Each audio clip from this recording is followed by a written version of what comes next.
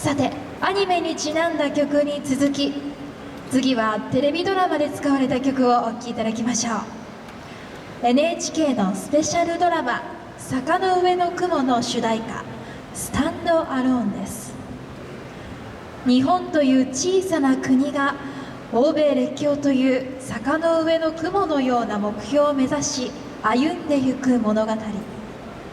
主人公の一人が帝国海軍で参謀を務めた秋山実之ということで、海上自衛隊もこの撮影に協力いたしました。